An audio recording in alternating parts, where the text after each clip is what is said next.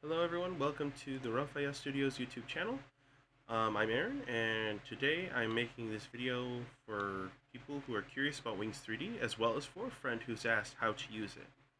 So today we're going to be going ahead and looking how to create this sword. Now I have already done this already, sadly tried recording this video earlier, and the audio did not catch. So hoping this time around the audio will be here and you can hear what I'm saying, and I hope that you all can learn from this and have a good time while doing so. Alright, so we're taking this Eastern Roman Byzantine sword and we're going to go ahead and make that. Alright, so where you're going to want to begin is we're going to start with a cube.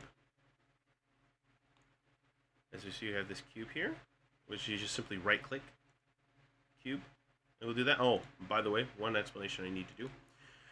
I personally used to use 3ds Max when making mods for Rome Total War 2.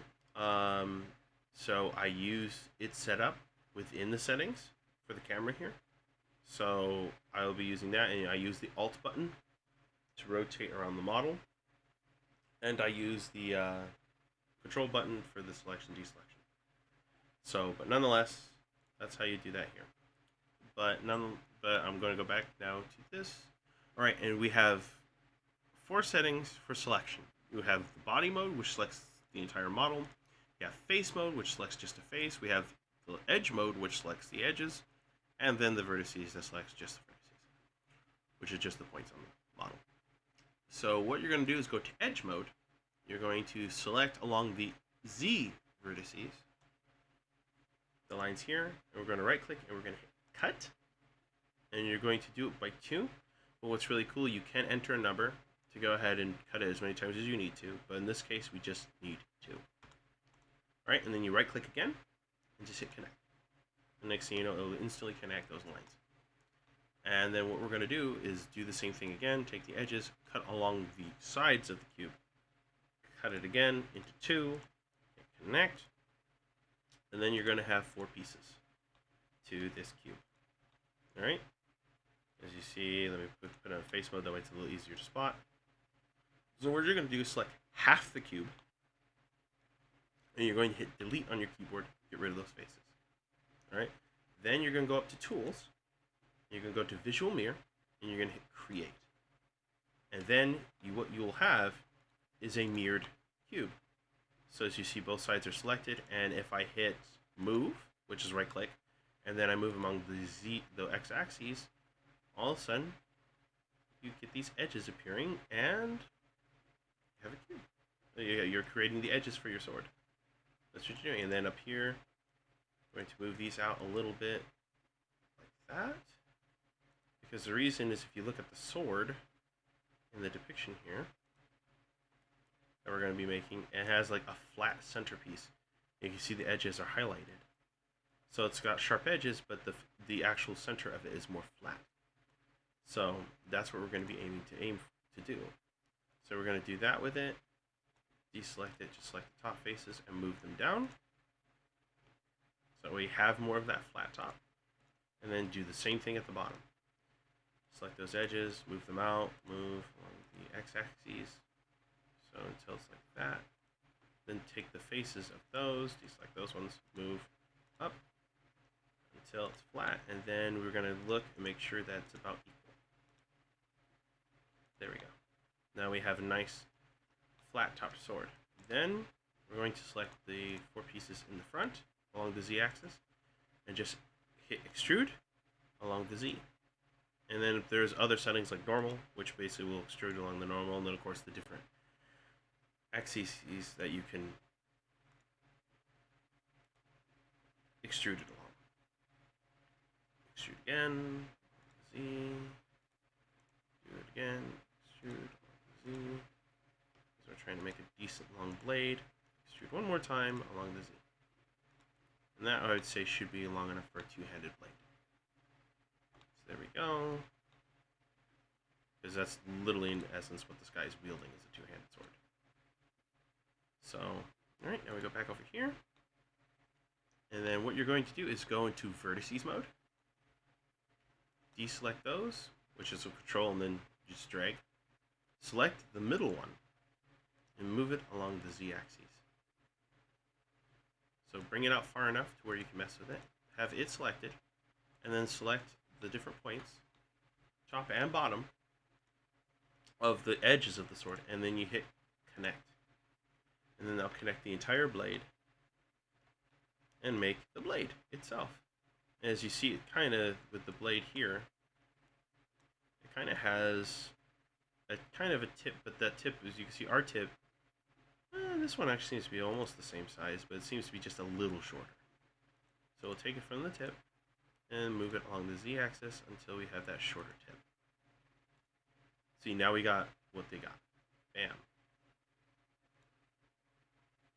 Which the sword seems to be pretty... looks like it kind of widens near the end.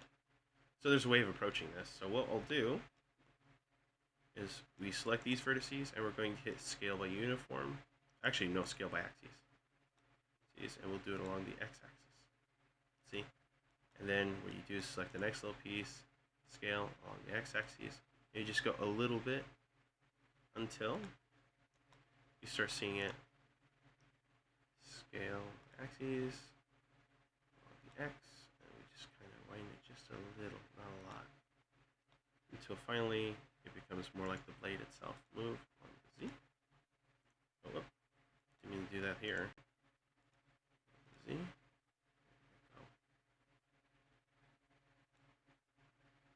As you see, it kind of does that, but it kind of thins out near the top, I guess.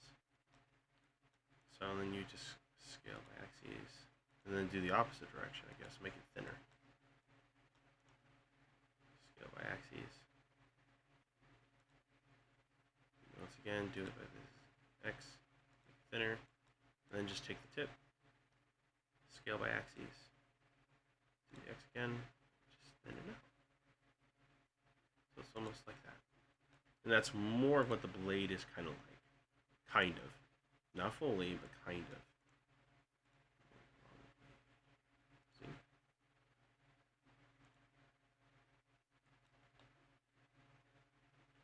Kind of begins thick and then kind of goes thin. So there we go.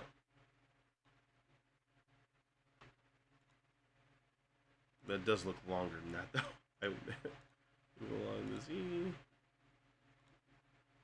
So something like that. Take these middle lines here. Cut two, I'd suggest. Connect them again. There you go. And so we got the blade. Alright, so yay. So now we're going to create that handle there, the handle guard right here. The blade's probably the easiest part. The handle guard is going to be a little more tricky. Because as we see, it has like the triangular part of the guard.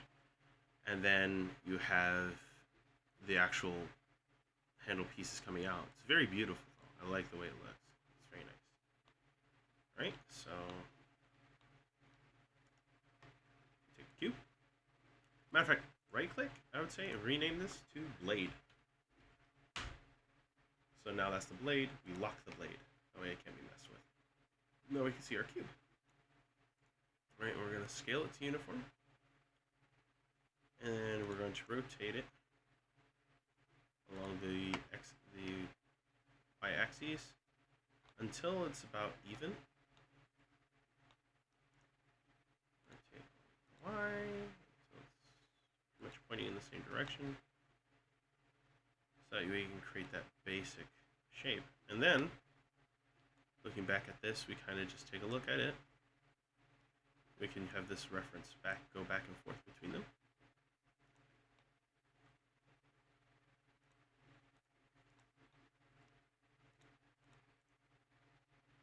Connect. There we go. And then take the back of it. Now we have that flat thing of it, and then we just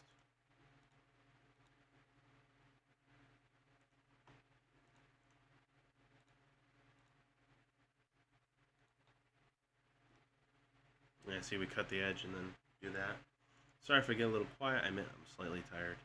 It's about 5 in the morning right now, so we're going to move this along the z-axis, back.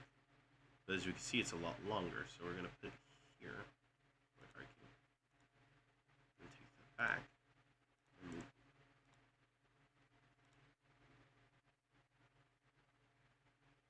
Make it about the same length. Which, by the way, the sword is going to be low poly. We're not going to exactly aim for high yet or anything special like that. We're just making the sword. So there we go. We have that right now. And by the way, I would always suggest you save.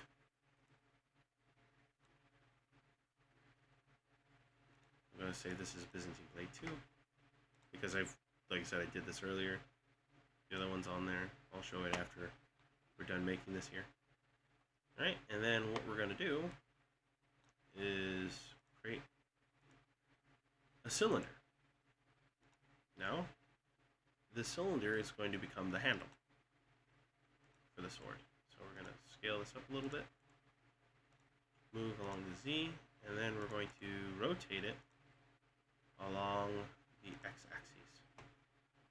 And to make sure it's nice and straight when doing it. See, it's not fully done yet. X-axis, that. And then we're going to, I would say, scale it by axes and do it by Y. Makes it kind of more oval shape, which in some sense, that's how some sword handles would be shaped, along those lines. More oval shape. Even I would say kind of we can scale that a little bit. See, so along the X. I would say we can make it a little wider. There we go. And then what we'll do is once again, from above, extrude, normal, and then we scale it down just a little. Extrude again, normal. Scale it down again. Extrude. Time. And there you kind of have it. Sword handle. And we may just even want to scoot down some of this a little bit. Move. I show you what I'd say. Select the bottom half here. See? And I'd say select the edge. Come on, give me the edge here. L. L is a way of selecting all of them at once. So edge select and then L. Select one of them, then just hit L. Move along the Z. You can see, might even widen up the endings a little bit. This seems a little thin to me. Well, actually, looking at the picture, it looks about right. It's like thick at the top and then becomes kind of thinned out near the bottom. But to me, just thinking kind of realistically, I'm like, I think it would be slightly larger. See something more like this. That looks more right to me. See, and that's the thing. And the biggest way I would say with modeling to think about this stuff is think of it like clay. Clay that you're meaning to shape. That's what I would say. Now we can rename this to handle. There's a handle for it. And now probably comes one of the easier points, which is the end of the pommel of the sword, the very end of it. We're going to go ahead and take a cube. We're going to drag it down to the end here. So hit Z and go all the way down. Whoa, I wanted the whole cube, dang it, not just its face. Jeez, that's what was going on. Move along the, once again, the Z-axis. Okay, scale it up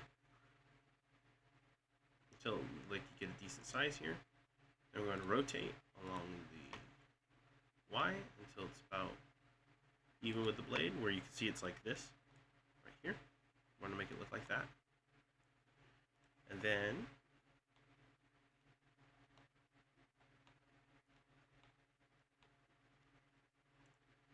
move it on the... Okay, hold on. I'm going to explain myself here. Yeah, so I move the camera, get there, move, and then hit Y. We're going to try to even this out a little bit, make it blend in with the blade a little more. Y, and then what we're going to do is we're going to do edge selection again. Oh, you're going to want to do that. Here's a nice thing, is I didn't mention this when doing the blade. Well, at least I don't think I did. Remember? I was going to say you're going to want to lock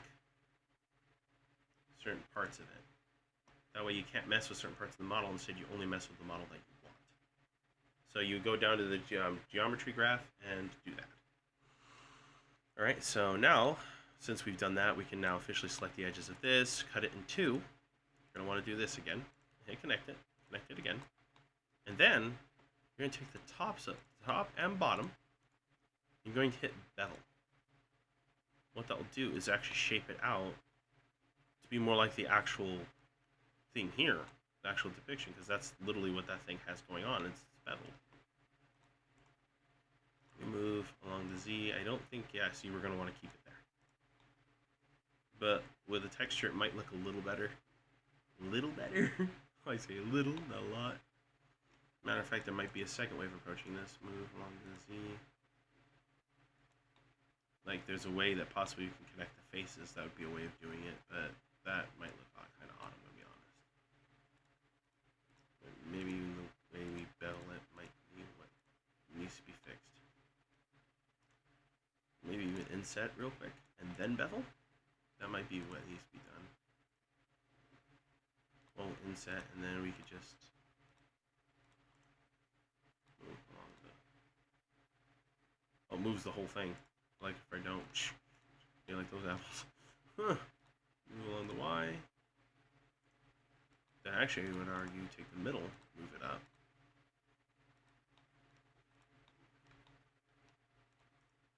And move it down. And then we can hit bevel maybe.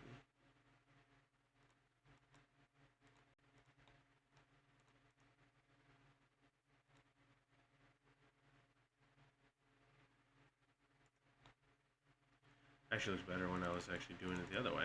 Instead of doing inset, just do bevel straight out. Because that looks more proper. See, there we go. Now it looks much better. Matter of fact, even then we could probably do inset. And then just raise up the center. It'll actually look much better.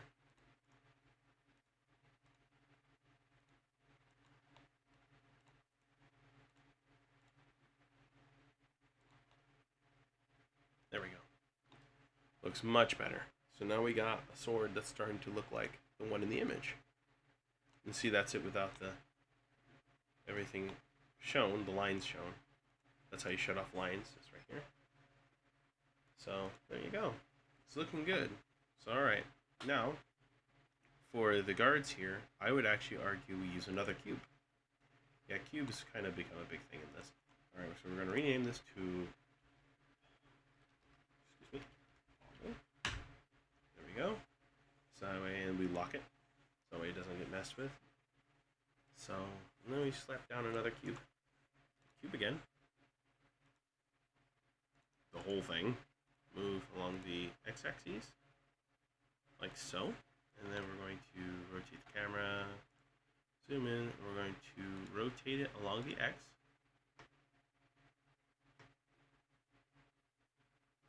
Let's say something like here. But that may be a little too far. Rotate along the x again. Like this, I would argue. Alright. And we can kind of leave it, I think, at that. Yeah.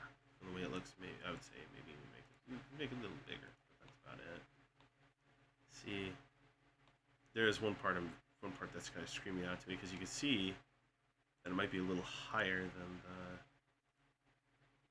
So maybe more like here would be where it would really begin. Scale it down maybe a little bit. That way it fits along the blade. And the problem is it's literally on the blade, so I would even argue move it more into the blade.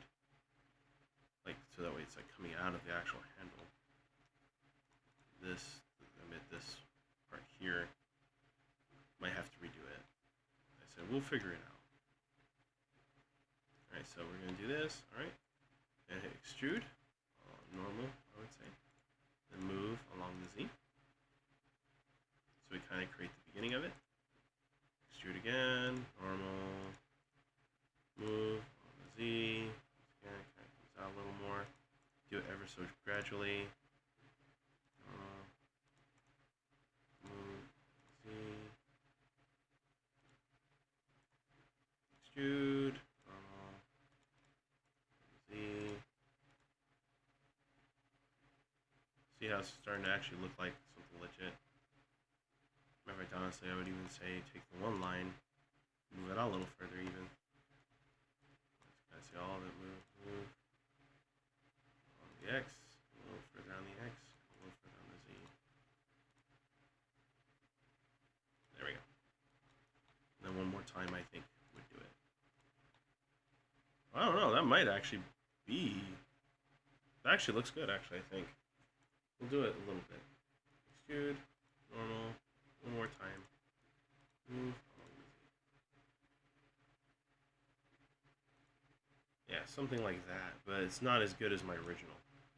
The original version of this that I did looked a little better. Move on the X and the Z. Yeah, it looked a little better than this one. Who knows, I might even just merge the models. Because it did handle better. So, but nonetheless, there you go. There's those, and then eventually, last but not least, we add one more cube. This is the last cube. Move. For this video, anyway. No! Select the whole thing. Move along the X. And move it into position. Move again along the Z. And that's what's kind of nice about this program. You can move it freely, but when you move it freely, like, you don't know where exactly it's going to end up. See? Like, move, free again. It kind of winds up in, like, weird positions, and you're kind of like, okay, what do I do about that? You know, so that's a personally, with me, I like moving it among the axes itself. It helps get more exact with what you're trying to do, and it makes it really nice. That's one of the things I do actually enjoy about this program, is it has more of a controlled situation with that, so it really makes it nice. Okay, so we're going to move it into the right position, and then we're going to do something interesting. We're going to mess around with subdivision. Alright, we can maybe make it just slightly bigger. There we go. You don't want to make it too large. We're going to subdivide. And then we can probably even bring it up now since it is subdivided, should say. Move along the Z. And then what we're going to do is try to form these little floral designs on the edges here, which are really nice. I always have enjoyed that on some of those medieval swords. It's right here, extrude, I would say along the X. So there we go, that looks much better than the original that I did. Scale uniform. Alright, and then eventually over here, we do the same thing again. Take this, extrude along the Z. Scale uniform, bring it down again. And then we do it one last time. Extrude, normal, well, not normal. Extrude along the Z again. And scale uniform. So we kind of have that flower going. We're going to rotate it again along the Y, so something more like this. And there we go. You kind of have a thing going. We'll rotate a little more, I would say. Take along the Y until it's more in place, and then move it into position more correctly. So along this. Oh, wow. Actually, that might work. There we go. That actually looks really good. I didn't expect that. So there you go. We have the flower, we have the blade, and we have all this cool stuff going. So alright, here we go. There's the basis of our sword. You're probably like, why aren't you doing the other side? There's a reason for it. Because we're not done with it yet. But this is where this video is going to end. We're going to go ahead and learn how to do UV mapping in the next video. And UV mapping is where you can take this weapon and make it look like a weapon. Because right now it's just basically a model that looks kind of like the weapon, but it doesn't have the intricate designs and everything that the original blade does.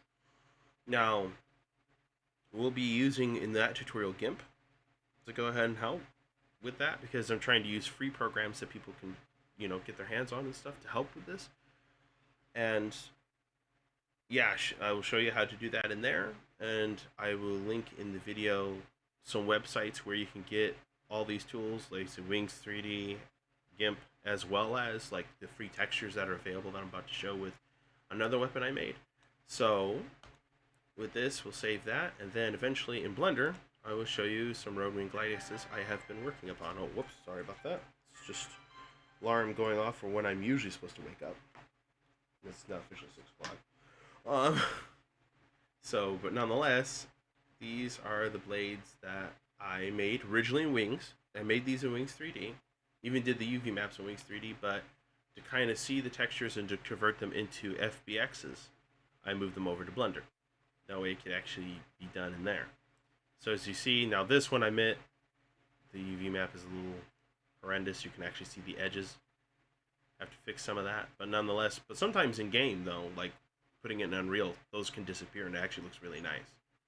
So, but this is them. These are the swords that I made. These are Roman gladiuses, designed specifically for a game I'm developing. But I'll get into that in the future. But however, this is the video. So we'll be working on this next. So I hope to see you all there, and I hope you all have a great day. God bless.